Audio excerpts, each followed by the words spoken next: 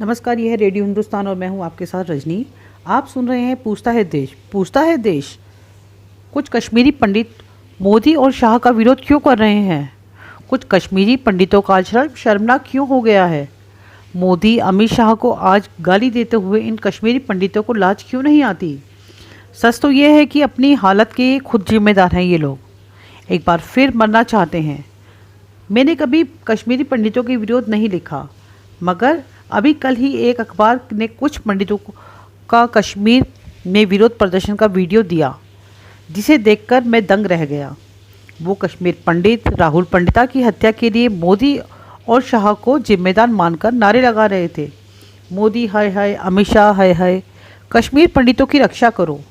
जिस मोदी और शाह ने इन कश्मीर पंडितों के लिए सब कुछ दांव पर लगा दिया, वो आज ये सिला दे रहे हैं।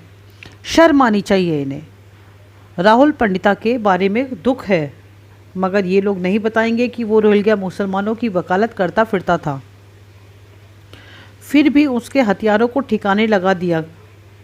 ये कश्मीरी पंडित क्या फारूक अब्दुल्ला और महबूबा के हाथों सुरक्षित रहेंगे?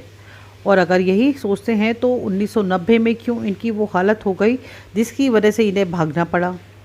सच तो यह है कि कश्मीरी पंडितों ने ये यूँ कही है कि कश्मीरी हिंदुओं ने कभी जनसंघ बीजेपी का साथ दिया नहीं। 1990 तक ये लोग अब्दुल्ला और कांग्रेस के मुसलमानों को अपना बड़ा भाई मानते थे और अपने को हिंदू तो मानते ही नहीं थे। इतना ही नहीं, 1990 में लूटने के बाद 1996 में हुए पहले चुनाव में भी फारूक की JKNC को विधानसभा की 87 सीटों में से 57 सीटें मिली और बीजेपी को 8, जबकि 1987 में JKNC की 40 थी और बीजेपी को जम्मू की 37 सीटों में से मात्र 2 मिली पहली बार। इसके बाद 2002 में फिर बीजेपी को झटका देकर केवल 1 सीट दी गई, लेकिन फारूक को 28-28 दो बार 2002 चुनाव में और 2008 में, जब बीजेपी को 11 सीट और 2008 में, ये तो 2014 था जब बीजेपी की कद्र की और 25 सीटें दी, जिनमें सभी जम्मू से थी। और तो और मुस्लिम सब कुछ विकास देखकर भी NC के गुपकार अलायंस से जुड़ा रहा। 2020 DDC चुनाव में जिसे 112 सीटें मिली, लगभग सभी सीटें घाटी में।